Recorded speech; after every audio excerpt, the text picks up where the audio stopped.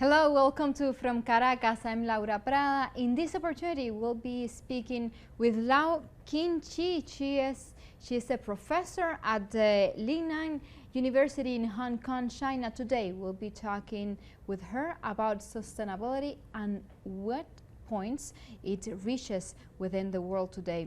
Welcome to From Caracas. Welcome to Venezuela.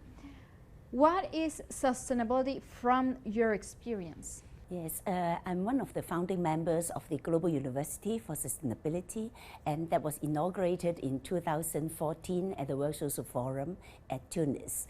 And the idea of sustainability, it includes not only ecological issues, but also political issues. So, for example, when we come to Venezuela on this research trip, we look at how Venezuela is striving for its political sovereignty, and also, but at the same time, how it's looking at the question of economic sovereignty. And we also, of course, talk about people's sustainability. And so we are trying to see how people's livelihood could be sustained through community efforts, through communes, and through ways in which we try to break the monoculture, break dependency on multinationals, and also try to self-organize. And of course, now we are facing the question of climate change. And with all the escalations of nuclear weapons and all the use of nuclear power, we also have the possibility of catastrophic problems for humanity. So when we talk about sustainability, we try to cover all dimensions, which is we need a future for our generations. Is sustainability factful? Is it an alternative? Which is the best way to achieve sustainability? Yes, I think in today's geopolitics, we have the US hegemony, and that is one of the main problems that cause all these crises, especially for the majority of the people globally. And so for sustainability, then we need to be not dependent on outside forces, especially on multinationals or on the US government.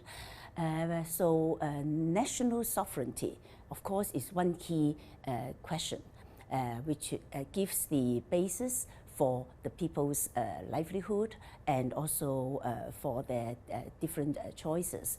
But we also come here to Venezuela because I was here in 2008 and we had this conference on for the good of humanity. And at that time, I had the honor of also meeting with President Chavez. And we have been very impressed with all the efforts that he had been promoting to try to change Venezuela's monoculture and especially dependency on the petroleum income. So at that time, that was 12 years ago, we were going to different communities and we were seeing how the Cuban doctors and educators, together with the local Venezuelan people, have been trying to improve the livelihood of the majority of the population here. Because I think it's so ironic that Venezuela has all these resources and yet it has such a high poverty rate. But then at the same time, this situation of constraint has been the main impetus for the people self-organizing for their livelihood and for their sovereignty. And so we find that there is a lot that we can also learn from Venezuela. For example, which things you can learn from Venezuela for being sustainable? Yes, so for example, this time on our research trip with a team of 4 people from China, we have visited Socopol in Barinas. And there they have this market, this alternative market, community market for small producers. And then people who participate in that come with their own products. There's no intermediary, but then it's also a site which encourages the production of the small producers. So some people were bringing the milk that they milked in the morning to the market. So they have this market every Friday. But then in the last few years, I think for almost 9 years, they have had this market which under a Bolivarian mayor. And so there was an encouragement of people to go back to try to see what they can do. So we visited a lot of backyards. Some of the backyards, they were half hectares. Some backyards were 10 hectares. And then they were growing all sorts of things. Not only papaya, banana, but also cacao and also maize, sugarcane, because they want to have the sugarcane for the sugar that they take. And so we see very well, you can say that it is very modest, but then this is the most important thing, that people can be self-reliant. And so what we heard is that for the main items that they consume, the main food items, sugar, maize, milk, cheese, beef also, then they are self-sufficient. They are almost 100% self-sufficient. But then they are also in the market, they are also exchanging, so at a price much lower than the so-called normal market price. And so these efforts had been there for almost a decade. And I also could see that they have a lot of admiration for President Chavez and for President Maduro. But then it's also what they have been doing that have been so impressive. And so this time we went there, and then we went to the families. We were very much welcomed. But then we also see the different ways in which they try to reduce the dependency on cash, the dependency on provisions from outside. And I think that is the way for sustainability for Venezuela. We all know about the history of colonization and the whole history of US aggression. And I think it's also because you are doing so much that the US is really intent on, crushing your experience. So for us, we could see that you have to have the community organization where people also produce. And I think President Chavez is saying that it is commune or nothing. And I think there's a lot of wisdom in that. And then the second experience that we went to visit was the agroecological center, the school in La Victoria in Aragua. That is where they are trying to improve on the food production, improve on fodder for the animals, trying to replace soya that you must import by using different kinds of good leaves. For example, morella, moringa, and titonia. So there was a mix of these food and so they started to be raising rabbits, goats, sheep, and pigs. And so I feel that in some of these, maybe they have done for quite a long time, maybe for a decade. And some experiences, maybe it's only in the last few years, especially under the pressure of the crisis. But then, as the Chinese saying goes, crisis means problem and opportunity. So this is also an opportunity for us to reverse the mainstream way of life. And I think, especially in the people that we talked to from the community, we can see that they have a sense of happiness. They have a sense that they are being responsible for their own lives, for their families, and being able to achieve that. And I think that is one very important dimension on sustainability. So I think, first of all, it is the community organization. And then there's also the access to land and to water, which is very important. And I think in that, maybe the municipality or the state could be assisting in irrigation patterns that could be conducive or that could be useful for the small producers.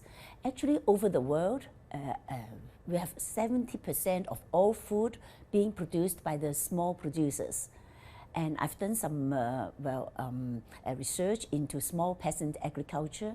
So it is only a myth that the multinationals are producing what people consume. It's not true. So I think Venezuela, from the experiences that we saw, you also show a way on which we, the humble local people from the barrios or from the urban areas. There's a lot we can do to provide for our own livelihood, and also to reduce our dependency on foreign currency, on multinationals. And I see a very important development in that aspect. And we have a lot of admiration for your efforts. And so along all this journey, we have been taking videos and documenting the process. And we will be introducing your experiences in China. This experience that you have seen yourself, you've seen it, how it has grown. When you came the first time in 2008, and you came back now in 2020, how have these sustainability evolved, these projects, these dreams that have come true today? How have you seen them? Mm-hmm.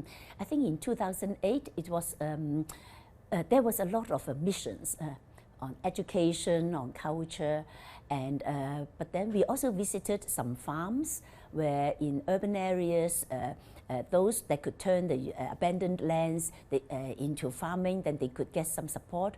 And at that time, we also met with some small farmers and also some Cuban specialists. But then I think that was only a beginning.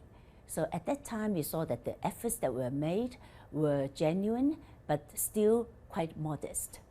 And so at that time, then a lot of food was still imported from outside. But then this time, then I think we all understand the difficulties, but yet there is this rigor, this to try to find a way out. And I think the people have a lot of wisdom and a lot of skills. So we met with one farmer who's called Louis. He's all on his own, and he manages about 20 hectares of land, growing all sorts of things.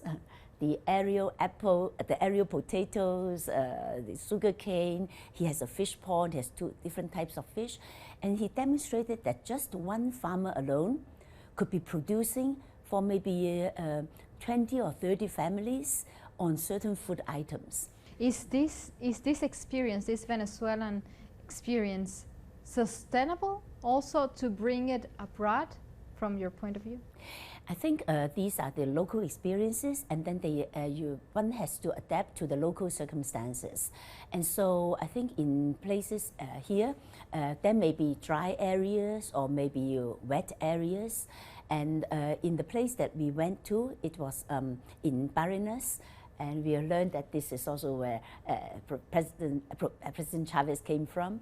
So there was this forest reserve that was being logged by the multinationals. And so in the 1980s, actually 80% of the forest was gone. So I think we have to look at the kind of situation we are in. There are a lot of damage already done. Whether it was by multinationals, whether it is because of the current growing climate change and global warming, and with all the natural disasters that are being brought. So we are faced with all these different catastrophes. So we have to be working according to the local conditions. But I think whether it is the question of producing more food or trying to reduce the dependence on, for example, on water, on land. So for example, in this agro school that we went to, they were trying to raise the rabbits because the rabbits can produce maybe 50 rabbits can produce 4,000 kilos of meat per year because of the way they reproduce. And so somehow, for example, the consumption of rabbit could replace the consumption of beef, well, as a proportion of that. Then maybe we could already release some land that could be put to growing soya, to growing maize, to growing different types of vegetables. So I think we appreciate very much the kind of efforts to try to look for alternatives, because we have been accustomed to the kind of way of life which is normally the American way of life, and that is not sustainable. But then I think the way you organize here, for example, especially for example, the way the 234 small producers organize in the commune-run market, that was really remarkable. The way the people were committed, they have a core group that is very committed, and yet at the same time, we met with many families, and we see in them this sunshine. Yeah. This experience, you've been working with it for some time now.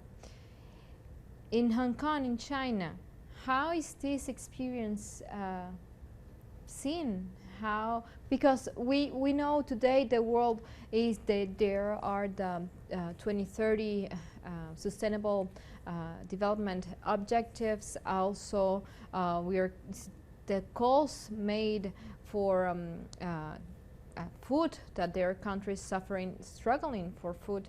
This experience, the sustainable production of food, wherever it comes from, small communities but at large scale, how we can bring it to other countries? Mm-hmm. Yes, in China, actually, I have been involved for 20 years in what we call the rural reconstruction movement. And so in that movement, we mobilize young people to go to the countryside and then to work in the villages, to work with the farmers. And actually, some young people actually return to the village and start a commune, and what they call a young people's commune.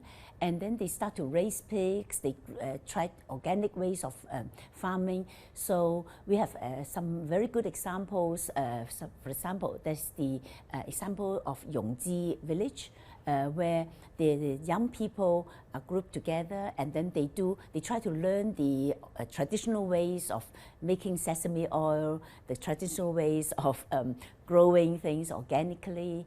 So in China, we have been also doing a lot of educational programs for peasant cooperatives to see, for example, to see how you can build the pigsty in such a way that the ventilation is good, and you have the very thick bed for the pigs. So they are very happy there, they can roll there, and then it doesn't smell at all because of the use of microorganisms for the decomposition of the feces, etc. So on all this work, we have been doing this for 20 years. And so we have places in China which we are also very proud of, because we have the young people feeling that they don't necessarily see a future in the city, in the industries. And especially now when the global economy is sort of shrinking and declining, so there are not the kind of opportunities for young people like 20 years ago. So we are talking about not only a sustainable way of accessing to food, but also a sustainable way of producing work for young people to get them motivated to work, to get them to socialize, to grow. Yes, so it is a sustainable life. It's not only livelihood, it's a sustainable way of life. And so on the one hand, on the economic and social aspects, so they have their own production, and we also encourage community supported agriculture, the CSA, where you have the direct links between the consumers and the producers. And so there is this little donkey farm near Beijing, and so you are most welcome to come, and we will show you what they have been doing on. So families come for the weekend to do farming and teach the children. So we have a lot of experiences like this. And so on the one hand, then most people know China for this big economy, for the manufactured goods. But actually, it has not been so sustainable for China if it is so dependent on exporting in order to get foreign currency and then buying US bonds. That is totally unsustainable for China. So China has been also trying to make a different move. So since the year 2008, there has been the idea of ecological civilization, that China shouldn't be harming the environment or maybe exploiting cheap labor. But then China should be looking to build an ecological civilization where you try to reduce the pollution, you do not use so much chemicals, and you allow most people a decent way of life. And I think for China, one of its major achievements has been the eradication of poverty. In 2018, just 2 years ago, China still had the extreme poor of about 16 million people. That is about half the population of Venezuela. That's about 1.7% of China's population.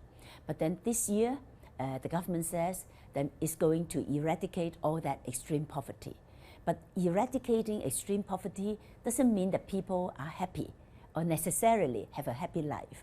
So I think it is this return to the rural, this de-urbanization, or this promotion of agriculture in the urban areas, that people have direct link to the food, and good food. It's not just chemically produced industrial food. So I think that would be the way forward. And in that, China has a long way to go, and Venezuela may also have a long way to go, but we believe in people-to-people exchanges. So with the Global University of Sustainability, every year we run the South-South Forum on Sustainability in Lingnan University in Hong Kong. And we are going to have the 7th one this year. And the focus will be on climate change and community building. And so we have been inviting friends from Venezuela to come. And so, for example, Hernan Vargas, he came to our forum last year, and then we took him to see a lot of experiences in China. And in exchange, he's organizing this trip for us to come and see and meet the people. And then we feel that there is so much in common between us. The way that we want to take care of the family, but we also want to take care of Mother Earth that has been so much polluted and damaged. And as for Venezuela, we have a deep admiration for the struggle you have against the US aggression and the ALPA experiences, the Sucre experiences, the idea of now you are starting the idea of the petrodollar, things like that. And so I think you have been very innovative, and so we feel that there's a lot of hope. Thank you very much for sharing with us your experience, your knowledge, also hearing from Caracas. Once again, thank you very much for sharing your time with us.